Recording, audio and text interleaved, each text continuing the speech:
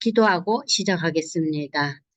하나님 아버지 감사합니다. 오늘도 저희가 또 하나님의 말씀 앞에 모였습니다. 참 우리 인생이 이렇게 빨리 지나가는데 우리의 이 나이에 다른 것에 집중하지 않고 하나님의 말씀에 우리의 마음이 빼앗기게 하심을 감사드립니다. 하나님, 이 믿음의 마음이 계속 이어져서 하나님 기뻐하시는 그러한 우리 모든 성도들에게 은혜를 베풀어 주시옵소서. 오늘 이제 우리가 계시록 5장, 6장을 읽어가면서 정말 새로운 세계를 우리가 경험하게 됩니다. 이 새로운 세계에 대한 우리의 그 마음이 더 넓어져서 이 땅의 것에 심취하지 않고 하나님의 나라에 우리가 심취할 수 있도록 하나님 축복해 주시옵소서. 예수님의 이름으로 감사기도 드리옵나이다. 아멘. 어느 목사님의 설교를 들으니까 내가 뭐에 열중하느냐가 중요하대요. 뭐에 열중하세요? 뭐에 열중하세요? 그냥 막 우리 새끼가 어찌 됐다느니 뭐 남편이 어찌 됐다느니 뭐 내가 청약한 아파트가 어찌 됐냐느니 우리 모두가 거기에 뭐 심취까지는 아니지만 많이 집중하잖아요. 그죠? 그런데 그러한 그 심취까지는 아니고 우리가 좀 집중하는 영역에서 이제 우리가 나이가 들어가면서 좀 벗어나야 되지 않겠나. 그죠? 벗어나야겠죠? 자, 그러면 오늘 제가 이제 여러분들이 또 5장을 딱 시작하면요. 아이고야, 이거 또 뭐냐. 그러시거든요. 그래서 이제 계시록에서 1장, 2장, 3장은 그런대로 이해가 됐어요. 그죠? 근데 이제 4장에서 우리가 갑자기 이제 하늘이 열려요. 그리고 이 사도 요한이 전혀 새로운 세계를 경험하는 거예요. 이 4장부터가. 그래서 이제 이 4장은 누구에 대한 그 환상이라 그랬어요? 하나님에 대한 이 환상을 보면서 이제 문이 열리잖아요. 그러면서 하나님의 보좌를 중심으로 해서 뭐가 있어요? 와, 24 천사가 있고, 24 장로가 있고, 또 그 가운데서 뭐가 있어요? 내 생물이 왔다 갔다 한다 그랬잖아요. 그러니까는 이것은 우리가 지금 살고 있는 이 땅의 그 현실과는 너무나 현격한 차이가 있는 전혀 새로운 세계라는 거예요. 그래서 많은 성도들이 4장부터 읽을 때 어리둥절한 거예요. 이거 뭐야? 꼭 무슨 그 사이언스 픽션 보는 것 같고 무슨 이상한 영화 보는 것 같다는 그런 생각들을 많이 하는데 아무튼 이 4장에 이제 그 하나님의 보좌가 나오고 24 천사와 장로와 그 생물 이렇게 왔다 갔다 하는 게 보이는데 이 4장의 주제가 뭡니까? 그 천사와 장로와 네 생물이 뭐 하는 장면이에요? 하나님을 찬양하는 거예요. 그러니까 사장은 뭐예요? 하나님을 찬양하는 천사와 믿음의 대표주자 장로들 내 생물들. 그렇게 딱 기억하시면 돼요. 그러니까는 왜 이렇게 세상과 다르냐? 세상은 하나님을 찬양하는 그러한 그 시간과 공간이 얼마나 제한돼 있어요. 교회 24시간 누가 찬양을 해요? 하루 종일 교회 문 닫혀 있어요. 간간히 이제 뭐 오시는 분들 기도하러는 오시지만. 근데 지금 여긴 어때요? 처음부터 끝까지 영원히 뭐만 있어요? 찬양만 있다는 거예요. 그러니까 지금 우리가 이 땅에 사는 우리의 그 삶의 와는 너무나 색다른, 전혀 다른 세계예요. 그래서 사장은, 오, 하나님 찬양이구나. 찬양. 그래서 우리가 이제 말씀을 읽고 기도하고 하지만 많은 성도들이 가장 마음을 울리고 또 감동하고 우리가 영적으로 큰 도전을 받는 게 물론 이제 설교 말씀이나 또는 자기가 좋아하는 성경을 읽는다거나 또는 이제 기도 중에 눈물을 흘린다거나 하지만은 대부분의 사람들이 찬양해요. 찬양할 때 마음이 많이 열려요. 그렇잖아요. 찬양할 때. 4장은 뭐라고요? 하나님을 찬양하는. 그러니까 찬양은 누가 받아야 되느냐? 하나님. 그래서 이 찬양을 하면서 이 24장로가 하나님이 그 주신 그 면류관을 도로 올려주잖아요. 아이고, 내가 이걸 어찌 감히 씁니까? 하면서 도로 올려준 장면 나왔죠. 그럼 이제 5장은 누구 얘기냐? 5장은 어린 양 예수예요. 제가 첫 시간에 얘기했죠. 어린 양의 의미가 뭐냐. 구약의 이스라엘 백성들이 하나님 앞에 제사를 올리잖아요. 그죠? 자기의 죄 문제를 해결하기 위해서. 하나님과의 관계를 새롭게 하기 위해서. 제사 지낼 때 양을 올려드리잖아요. 그 양이 신약에 와서 누가 양이 됐어요? 예수가 양이. 근데 예수는 그냥 양이 아니라 하나님의 어린 양. 구약의 양은 누가 준비해요? 본인이 준비해요. 개개인이 준비하잖아요. 그래서 어렵고 정말 살기가 힘든 사람들은 비둘기 바치잖아요. 그죠? 자, 그런데 이제 신약에 와서 예수님이 오신 난 이후에 이제는 하나님의 어린 양이 예수인 거예요. 그러니까 이 어린 양 예수는 누가 준비한 제물이에요? 하나님이 준비한 거라는 거예요. 거기서 엄격한 차이가 있는 거예요. 그러니까 예수님이 우리를 위해서 돌아가셨다. 예수님이 제물이 되셨다. 그 제물을 누가 준비했어요? 하나님이 준비. 하나님 준비. 그래서 요한복음의 1장에 하나님의 어린 양. 저도 처음에 성경 읽을 때 그게 무슨 소린지를 몰랐어요. 왜 이렇게 양 얘기가 나오는가.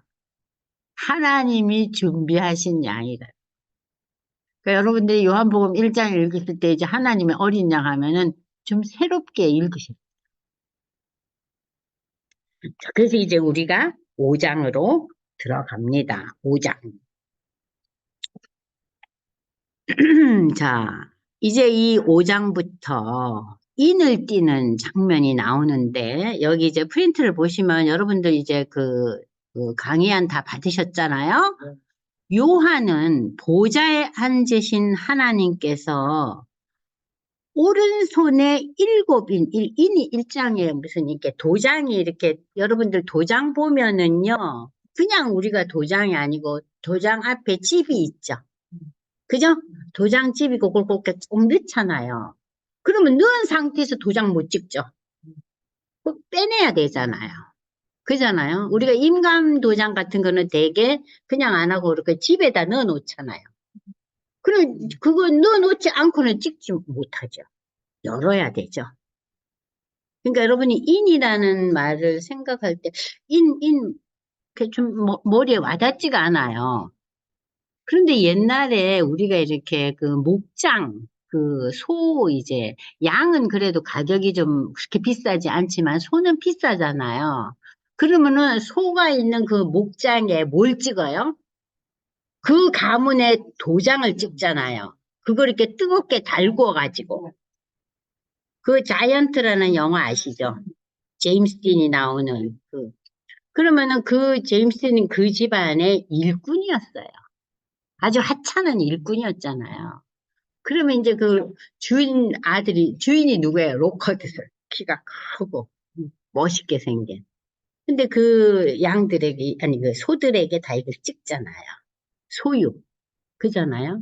그러니까 여기서 지금 인이라는 것은 이 인이 닫혀 있어요, 지금. 그러니까 누군가 열어야 돼요. 아셨죠? 누군가 열어야 돼요. 근데 이제 5장에 읽으면은 요한이 막 울어요. 왜 또 느닷없이 우냐 싶은데 왜 우냐? 어머나 이 인을 누가 뗄 거냐? 뗄 자가 없는데 나도 못 떼는데 어찌 감히 내가 그 도장을 여느냐? 항공하다는 거죠. 그러면 사람이 이거 누가 뗄 거냐? 아무도 뗄 자가 없네. 그러면 우리는 이 인을 못 떼서 이 하나님이 주신 이 감추어진 내용을 볼 수가 없다. 그래서 요한이 울어요. 우는 장면이 5장에 나와요. 그러니까 여러분들, 어머, 5장, 요한이 울었잖아. 요한이 우는 장면을 기억하시면 돼요. 그 4장에서는 찬양, 하나님을 찬양. 5장에서 요한이 누가 인을 띄지 하고 우네. 그걸 기억하시면 이 5장이 잊혀지지 않아요. 근데 그 천사가 와서 그러잖아요. 장로들이 와서 그러잖아요. 왜 우냐? 울지 마라. 어? 다윗의 후손으로 온 메시아 예수가 뛸 텐데 웬 걱정이냐 이래요. 그렇게 말을 해요. 자, 그러면서 이제 5장에서 그 인을 이렇게 띄는 거예요. 그러면서 그 내용이 펼쳐지는 거예요. 아시겠죠? 네. 자, 그래서 여기 그 강의안을 보시면 누가 그러면은 이 책이 이렇게 책이 옛날에는 책이요 오늘날 같은 책이 아니고 두루마리죠. 그럼 두루마리를 똘똘똘똘 말아갖고 끝에 이렇게 인 같은 거 이렇게 봉하게 딱 돼 있단 말이에요. 그럼 요 끝에 봉에 있는 그 인을 이렇게 열어야 책이 쫙 열리잖아요. 그 얘기를 하는 거예요. 자, 그러면은 누가 이 똘똘 말려져 있는 두루마기 책을 말고 있는 인을 떼고 이거를 보게 하는가? 오직 어린 양 예수 그리스도만이 인을 떼고 보기에 합당한 분이라는. 보좌에 앉으신 하나님은 어린 양 예수께 7인으로 봉한 책을 주셔요. 네가 띄라고. 어린 양이 책을 취하자 네 생물과 24 장로들이 새롭게 찬양하고 수많은 천군 천사들 뿐만 아니라 온 우주 만물이 찬양하는 장면이 나와요. 그러니까 쉽게 말하면 4장, 5장은 다 찬양이에요. 4장은 하나님 보좌를 향해서 하나님을 향한 찬양이라면은 이 5장은 이제 인을 떼면서 이 놀라운 역사의 시작에 대해서 어린 양 예수를 향해서 찬양하는 거예요. 구별이 되죠? 4장, 5장이. 네. 그걸 구별하시고 이제 여러분들이 읽으시면 조금 좀 이해가 될 거예요. 자, 그러면 이제 5장으로 들어갑니다. 5장.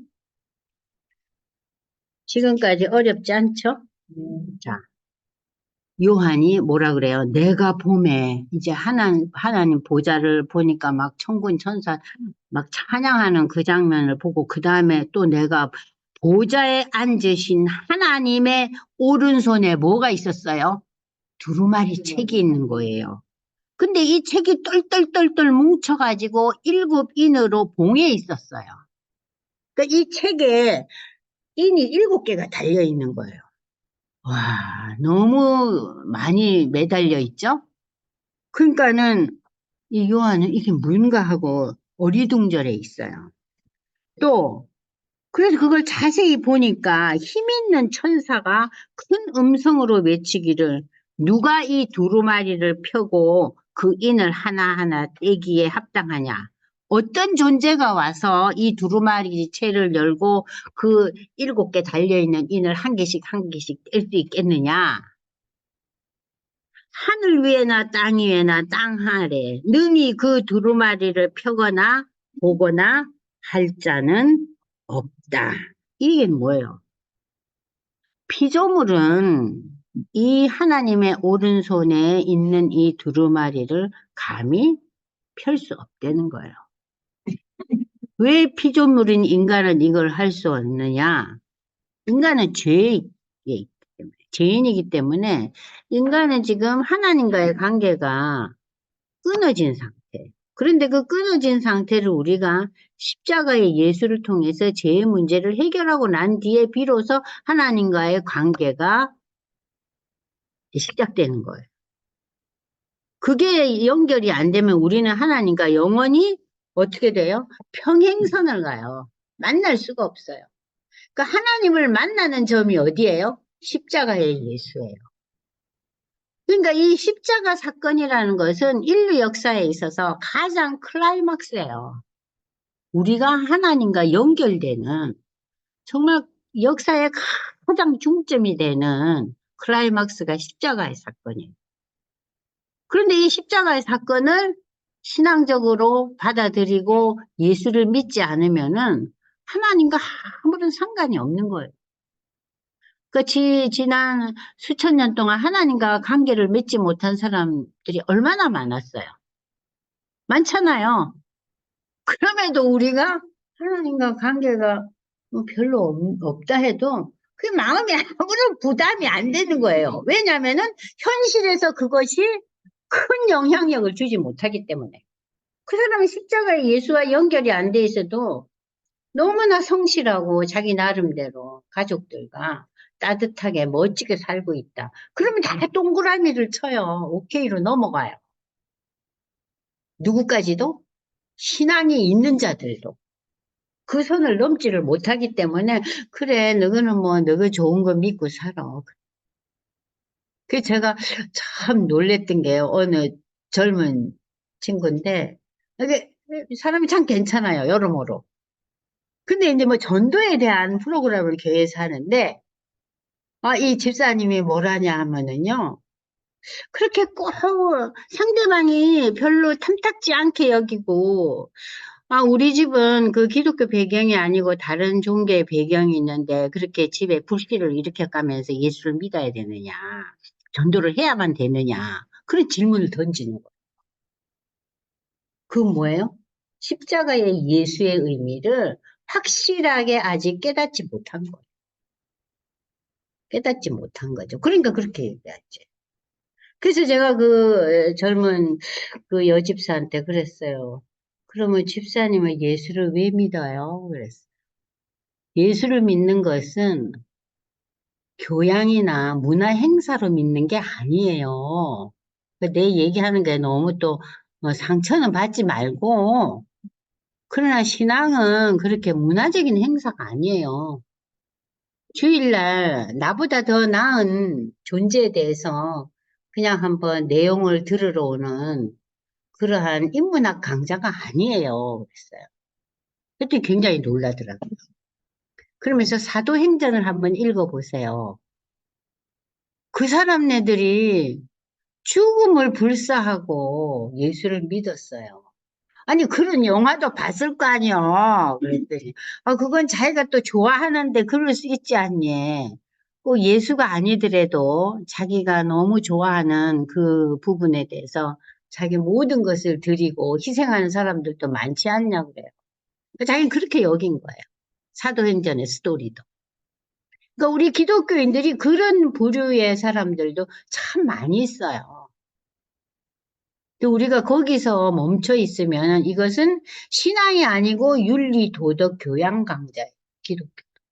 기독교는 교양 강자가 아니에요. 인문학 강자 아니에요. 어떻게 우리가 하나님의 자녀가 돼요? 근데 그런 상황에서 이 계시록을 읽어봐야 어떻게 읽겠어요? 무슨 뜬구름 잡는 소리냐. 그래서 이 계시록은 20세기까지 어느 누구도 읽지 않았어요. 아무도 안 읽었어요.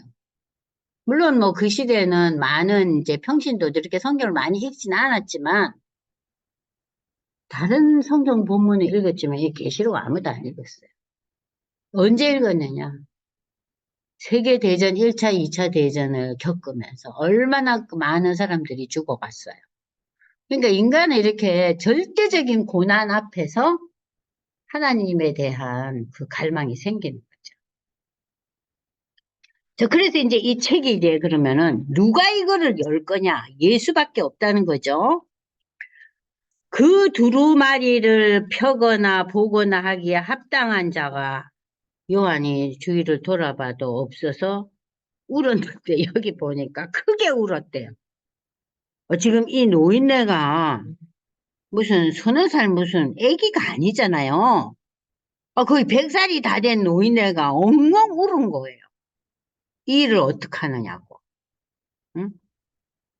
자, 여기 그러면은 다시 우리 프린트로 넘어갑니다.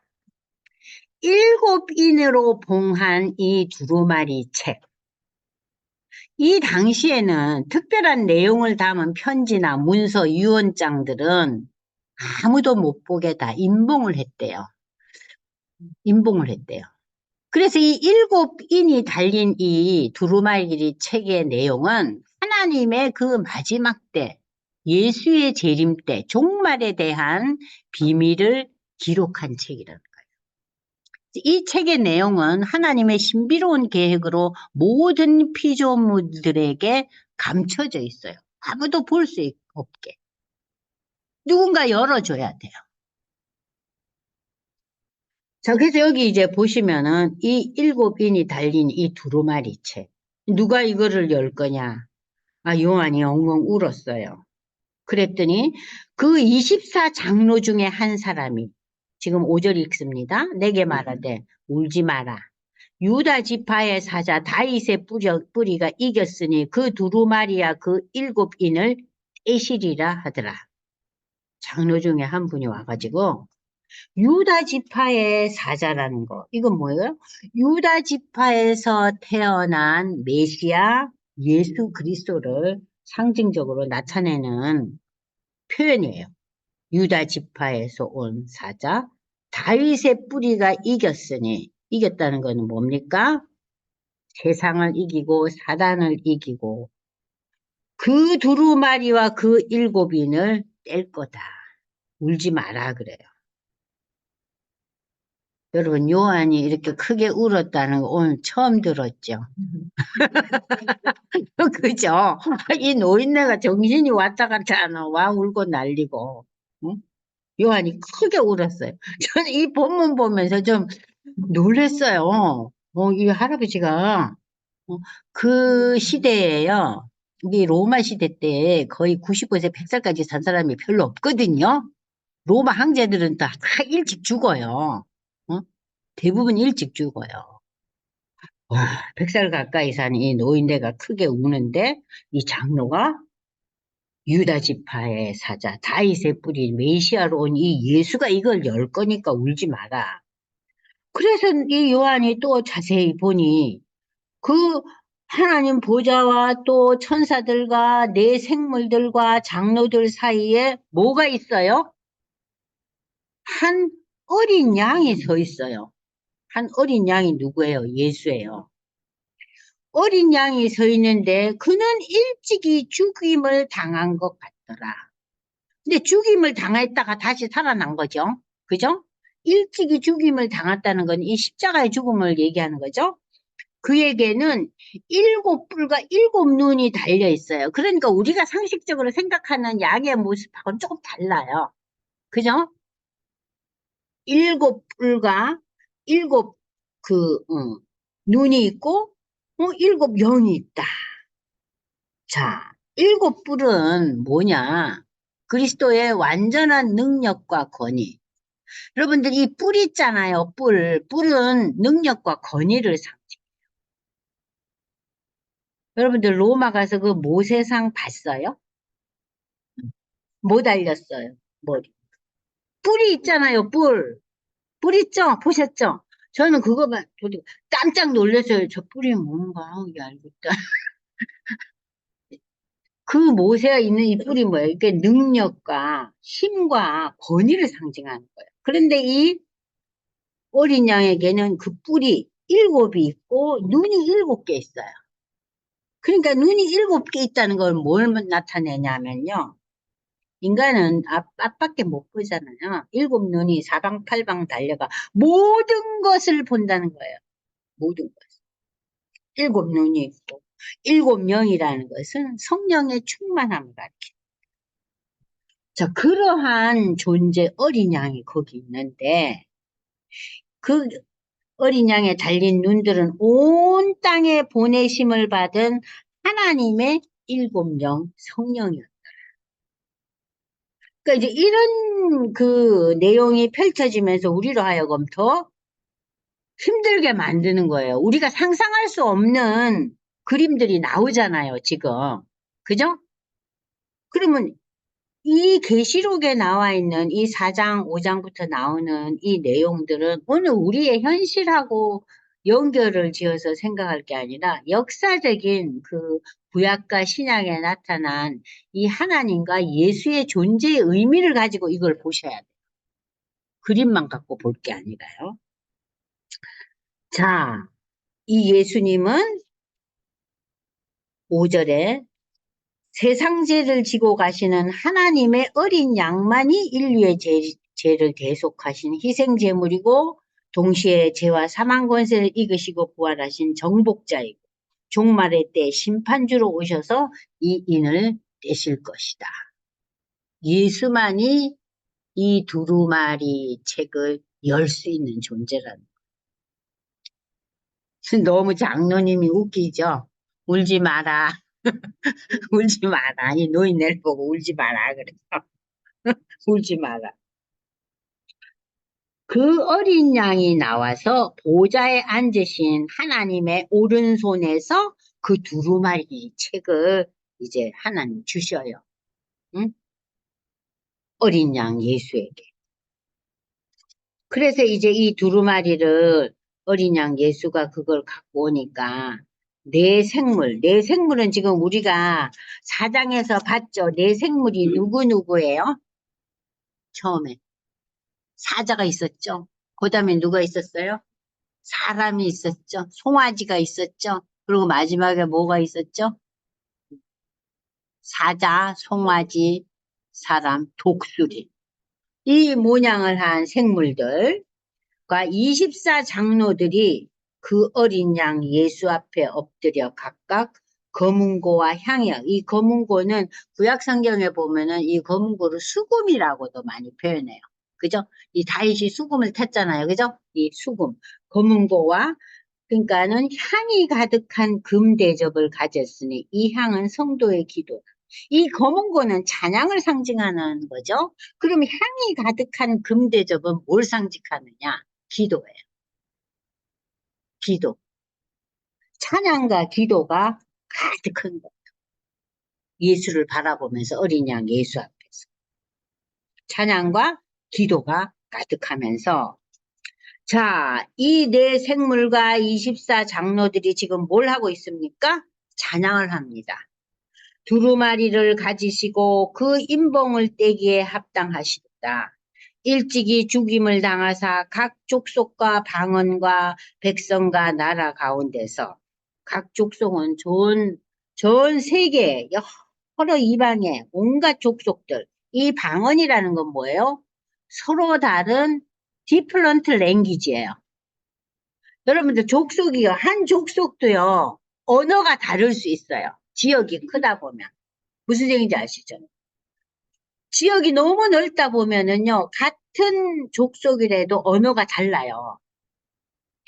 방언과 백성과 나라. 그러니까 이 방언이라는 것은 우리가 그 신앙 안에서 하느님으로부터 받은 그 기도의 방언 그게 아니고 여기서 방언은 뭐예요? 랭귀지예요.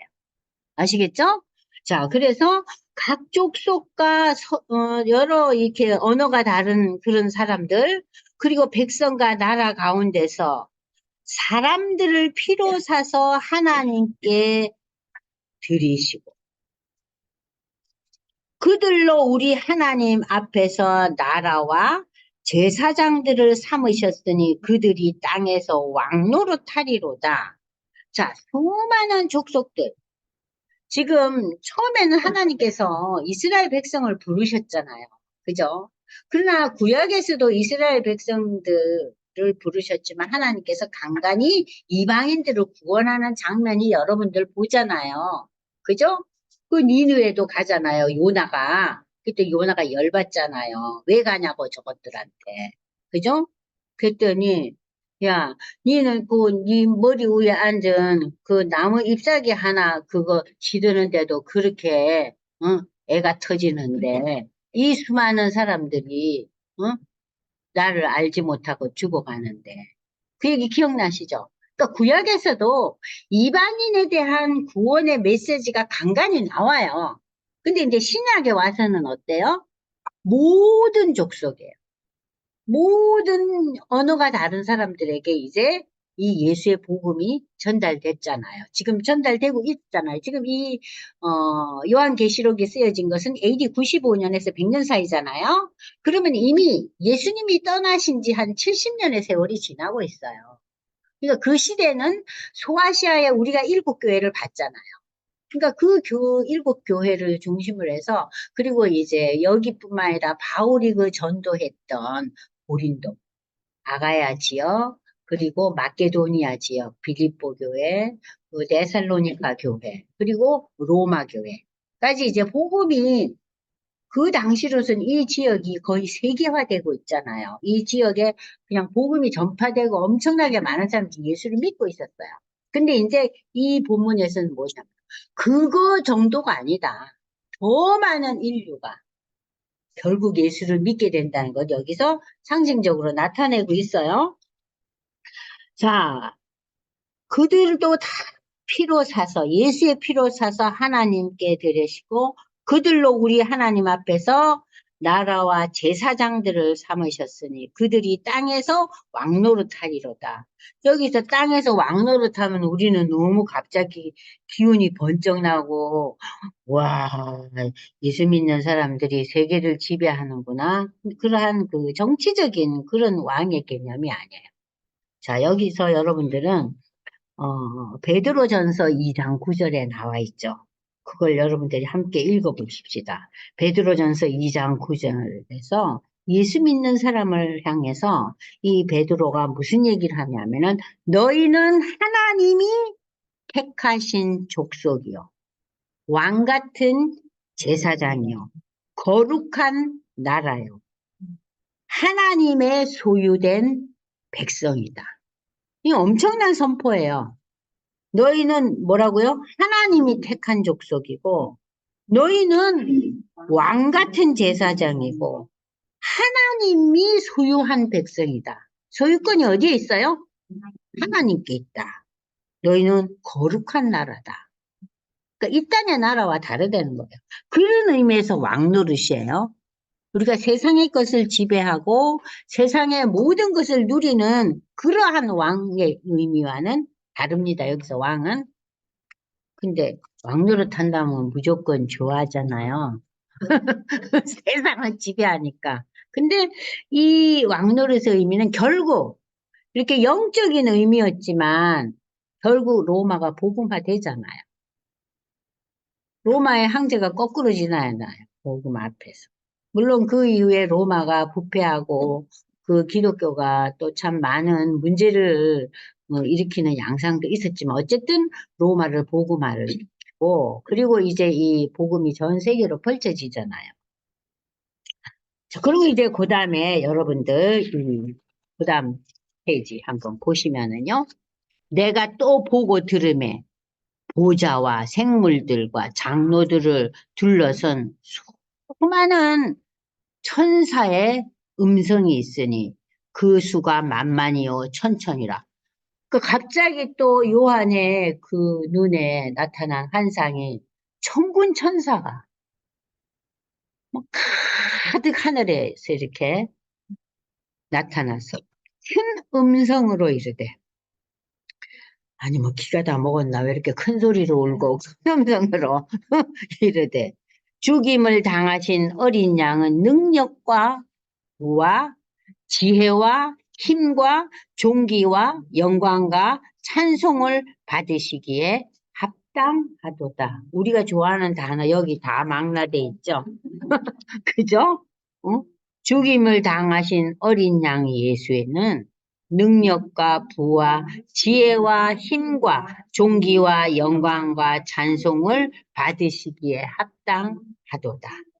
이게 천사들의 그 찬양을 통한 그 예수에 대한 선포예요. 그죠?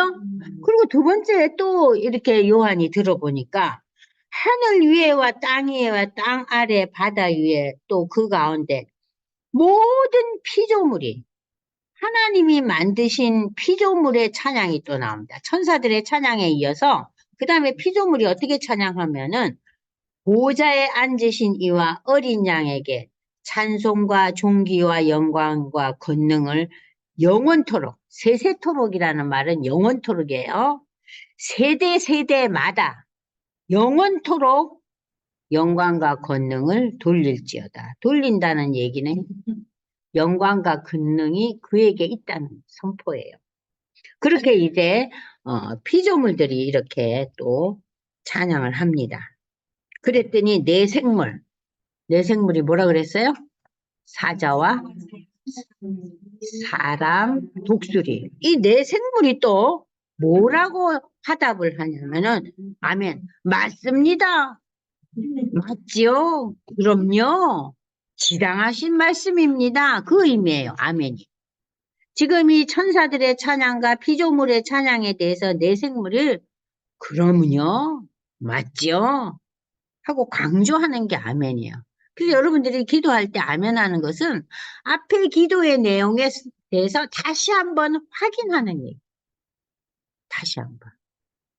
그래서 이제 뭐 설교 말씀 들을 때 아멘 하면 네, 그렇죠. 그렇고 말고요.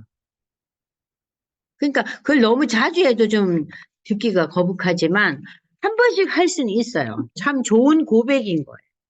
근데 그런 부분에 대해서 너무 이렇게 까칠하게, 아이, 시끄러워라. 와저리 샀나. 너무 그렇게 생각하실 건 없어요. 아, 그럴 수 있다. 저 양반 참 이 내용이 굉장히 은혜로웠는가 보다.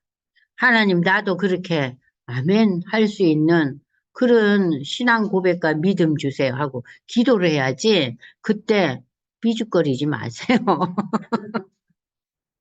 최 집사님 아셨죠? 너무 잘하셔? 자, 그래서 이제 우리가 이제 5장을 읽어봤습니다.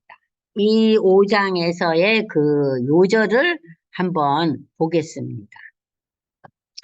죽임을 당하신 어린 양이, 십자가에 죽은 어린 양이 능력과 부와 지혜와 힘과 존귀와 영광과 찬송을 받으시기에 합당하도다 하더라.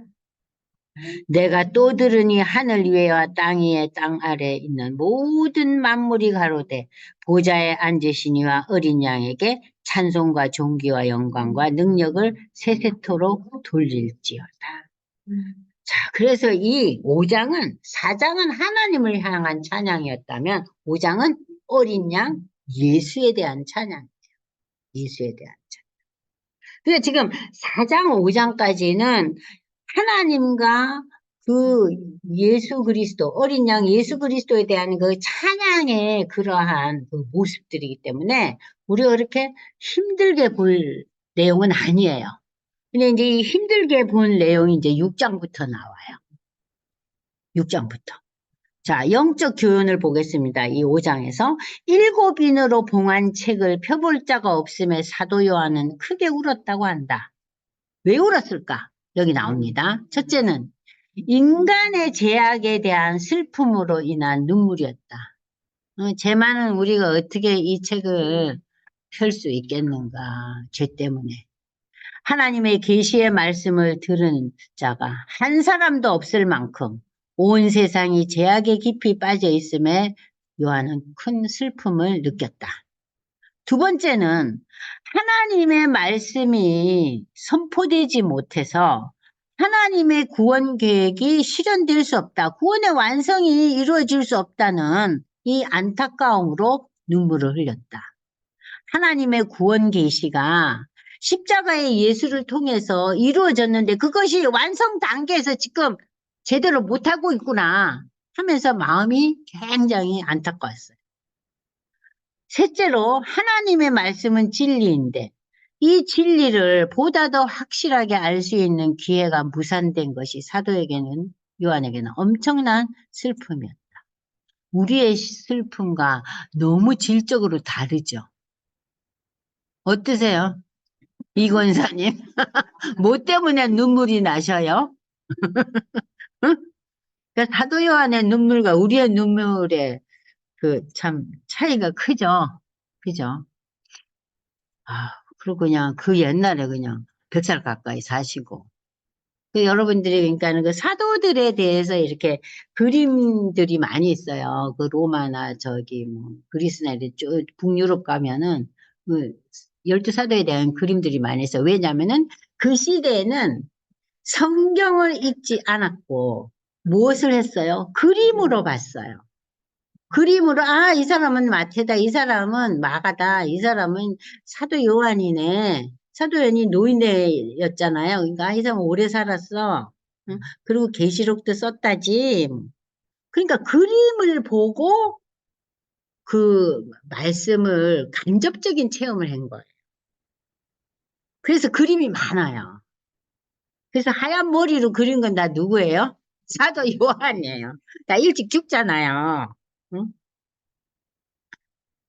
자, 나눔과 토의로 넘어갑니다. 사도 요한이 이렇게 크게 울었다고 하는 본문의 의미. 참, 우리는 언제 이렇게 슬픔을 갖고 눈물을 흘리는가? 한번 좀 생각을 해봐야겠죠. 그죠? 눈물의 의미. 어린 양만이 인을 떼시기에 합당하다는 것은 무엇을 의미하는가? 어린 양만이 인을 떼기에 합당한 존재라는 거예요. 그분만이 이 책을 뗄 수 있다. 그러면서 그 여기 나오잖아요. 유다 지파의 사자 다윗의 뿌리 메시아 예수만이. 자, 그 다음에 이제 우리가 이 어린 양 예수가 인을 떼기에 합당하다는 것은 첫째로 예수만이 죄가 없으신 분이죠. 두 번째, 어린 양은 하나님의 아들로 인류의 죄를 위해서 이미 죽으셨어요. 죽기만 했으면은 사건이 그냥 아무것도 아닌 거예요. 그래서 고린도전서 15장에 바울이 뭐래요? 부활이 없으면 우리가 믿는 예수는 헛거라 그랬어요. 근데 부활하시잖아요. 그리고 승천하시잖아요. 그러면서 예수의 부활은 우리도 부활할 것이라는 것을 예표하는 거예요. 그러니까 여러분들이 부활절마다 난 아직 부활 안 했지만 예수님이 부활했으니까 나도 부활할 거야. 그게 부활절의 본래 의미예요. 그러니까 예수 부활하셨네. 그것만 찬양하면 안 돼요. 나도 부활할 거예요. 내가 그걸 바라보고 살아요. 여기까지 우리가 고백해야 돼요. 그래서 저는 그 찬송 부를 때, 그 얘기도 있어야 되는데. 아쉽다. 근데 이제 우리가 사도신경을 고백할 땐 그게 분명히 나왔잖아요. 응? 내가 새로운 몸을 입는다는 거 나오잖아요. 거기까지 나가야 돼. 자, 그럼 이제 예수만이 죄가 없고 예수는 하나님의 아들로 인류의 죄를 위해서 죽으시고 부활하시고 승천하신 구원자이시기 때문에 예수만이 이걸 열수. 그리고 세 번째, 이 어린 양 예수는 다시 오셔서 뭘로 오셔요? 심판자로 오셔요. 예수님이 이 땅에 오실 때 처음 초림에는 구원자로 오셨어요. 그죠? 다시 오실 때는 뭘로 와요? 심판자로 오셔요. 심판자로. 그러니까 이 심판에 두 개념이 있죠? 영원히 사망에 빠질 수밖에 없는, 둘째 사망에 빠질 수밖에 없는 그러한 심판이 있고, 또 하나의 심판은 뭐예요? 구원의 완성. 그래서 우리가 새 몸을 입고 하나님 나라로 들어가는 거예요. 그러니까 아직까지 믿음의 성도들이 구원이 완성되지 않았어요. 구원이 완성되지 않았어요. 구원이 완성되지 않았어요. 어디 있어요? 그냥 낙원에 있어요. 예? 그 강도처럼 낙원에 다 있어요. 우리의 구원이 완성된 것은 예수가 재림하고 그 구원의 완성된 모습이 계시록 21장, 22장에 나타나. 환상으로. 그렇게 될 거라고. 그러니까 이 계시록을 반드시 읽고 이해를 하셔야 돼요. 그래야지 구원의 완성에 대해서 우리가 확실하게 알 수 있는 거죠. 근데 왜 이 계시록을 안 읽는가 모르겠어요. 어렵고 너무 환상에 대한 얘기가 나오니까 현실에 오늘 우리가 사는 현실과 너무 거리가 있기 때문에 마음에 와닿지를 않는 거예요. 우리 너무 현실이 중요하잖아요. 네? 오늘 모의고사 시험 봤는데 30명 중에서 20등 했다. 이렇게 공부를 제대로 못하고 있는데. 그래서 제가요, 우리 딸이 그래요. 엄마, 우리 애들이 그렇게 공부를 쏙 잘하지를 못하네. 왜 그럴까? 아유, 나는 공부를 내가 잘하지는 않았지만 나는 못하지는 않았는데 왜 이 수준밖에 안 될까? 깝깝하다 그래요. 그래서 제가 뒤에 뭐 9명, 10명 있지 않아? 야, 저기 30명 중에 29등, 30등 하는 애미는 어떡하냐. 제가 그랬어요. 그 저는 우리 아이들 보고 막 공부하라고 소동은 안 떨었거든요. 왜냐하면 제가 학교 다닐 때 제가 공부하기를 너무 싫어했거든요. 저는 대학 입시 볼 때 9월 달부터 공부했어요. 근데 어떻게 대학을 들어갔냐? 그때는 우리가 선택을 했어요. 기억나세요? 옛날 대학 시험? 우리 선택 과목으로 갔잖아요. 그때부터는 학교 가도요, 저는 선생님들이 뭐라 하든 상관없어요. 시험 공부만 하는 거예요. 국영수의 선택. 그것만 딱 하는 거예요. 그래서 오늘 시시껍질한 과목만 있네. 그럼 학교 안 가요. 그리고 저는 독서실을 갔어요. 독서실을 갔어요. 그 시험 공부만 오로지 한 거예요. 그리고 대학을 갔어요. 그랬더니 뭐, 그 얘기를 하니까 우리 손자들이 막 할머니 뚱딴지라고. 이거 우리 딸이 할머니 닮으면 안 돼. 그러니까 저는 공부를 좀 못하거나 공부하기 싫어하는 거 전 참 이해가 돼요. 제가 너무 하기 싫어했어요. 너무 싫어했어요. 예? 뭐, 딴짓 하는 거죠, 뭐. 응. 저는 뭐 책 읽는 건 좋아했어요. 그리고 제가 좋아했던 게 음악을 듣는 거 좋아했어요. 그래서 공부 열심히 하는 그 모범생들 있잖아요? 전 별로 걔네들하고 섞이지도 않고 별로 좋아 안 했어. 아우, 답답한 인간들, 그랬어요. 응. 그래서 그 친구들이 요새 동창회에서 만나면 너 학교 다닐 때 니 멋대로였잖아. 막 이래요. 근데 어떻게 네가 신학 공부를 했니? 참 요상하다. 그런 얘기 많이 들어요. 우리 동창이 여기 있긴 하지만. 제가 그만큼 제 멋대로였거든요. 그러니까 우리 자녀들이 좀 이렇게 뭐 공부하고 좀 이렇게 모범생답지 못한 거에 대해서 너무 그렇게 마음 아파할 이유는 없는 것 같아요. 그래서 제가 우리 딸을 보고 그렇게 얘기를 했어요. 공부 잘하기를 기도하기보다는 지가 좋아하는 걸 발견할 수 있게 하고 평생 아직은 어려서 믿음에 대한 그 신앙 고백이 제대로 준비되어 있지 않아도 꼭 신앙의 고백이 있고 지가 좋아하는 영역이 있어서 그것을 열심히 하고 신앙적인 마인드를 가지고 평생 살기를 기도하라 그랬어요. 그게 제일 중요하다. 그래, 공부 잘해서 뭐 고시도 되고 뭐도 되고 뭐도 되는 거 좋지만 그것은 영원한 약속이 아니에요. 그것은 3, 40년간의 약속일 뿐이에요. 그잖아요. 왜 거기에 우리가 목숨을 매달아요? 열심히 하는 거는 밀어줘야 되지만 거기에 너무 부모들이 목숨 거는 데 대해서 저는 항상 답답해요. 거기에 목숨 걸면 안 돼요.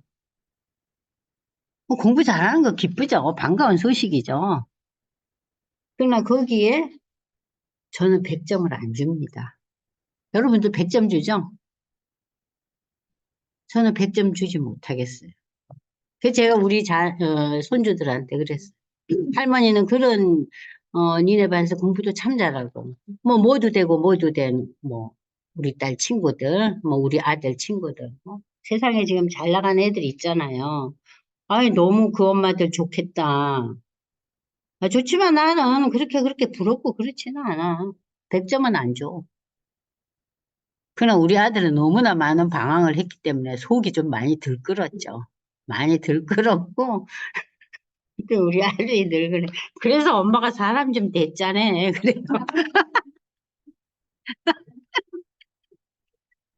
그런 측면도 있죠.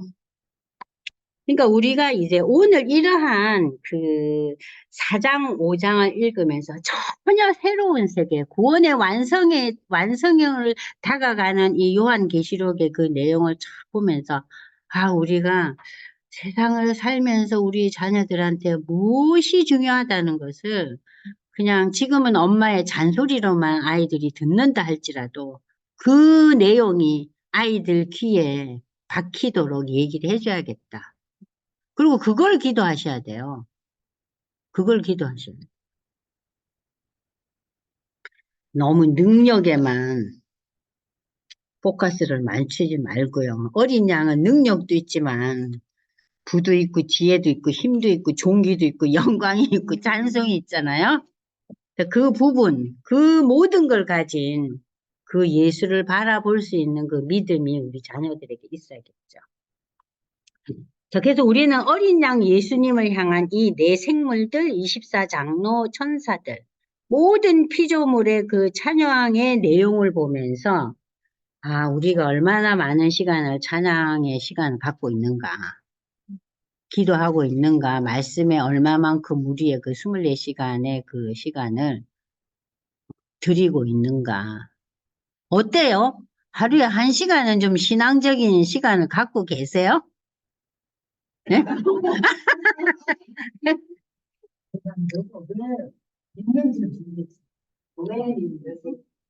그 여기 왜 왔어요? 그냥 집에 있는 것보다 나으니까 왔어요?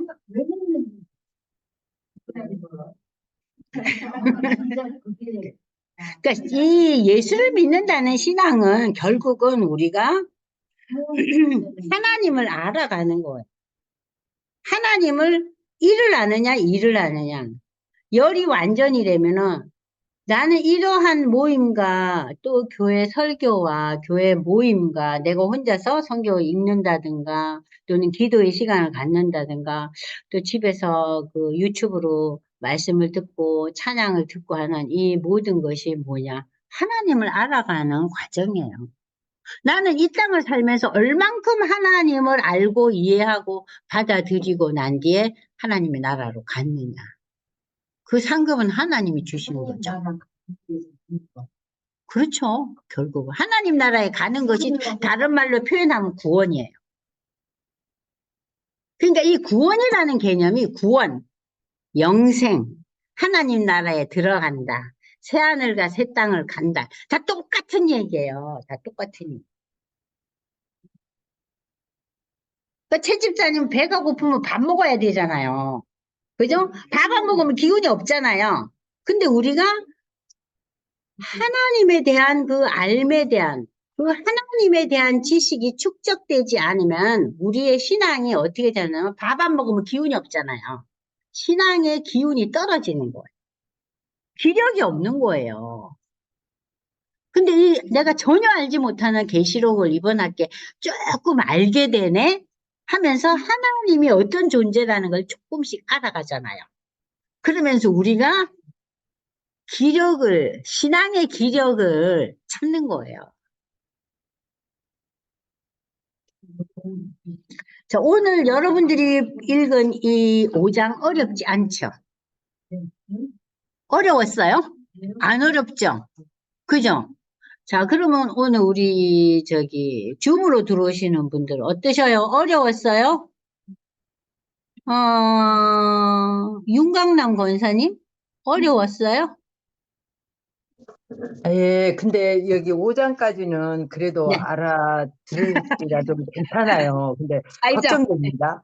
점점 어려워질 텐데 열심히 할. 6장부터가 조금 어렵죠.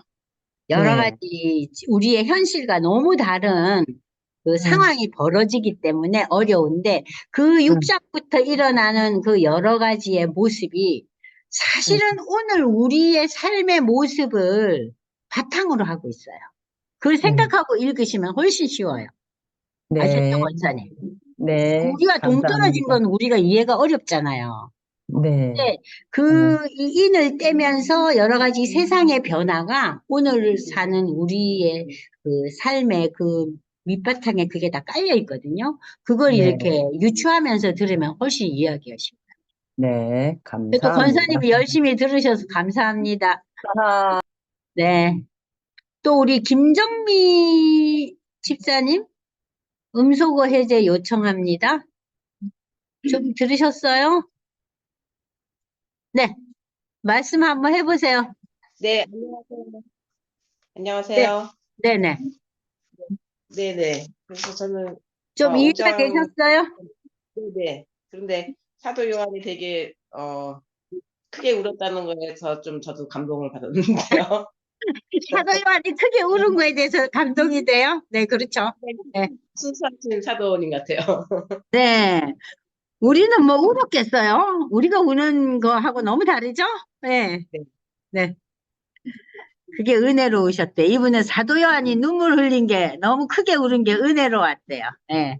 감사합니다, 집사님. 네. 그럼 여러분들이 한 5분 쉬시고 이제 어렵다는 6장 시작할게요. 네.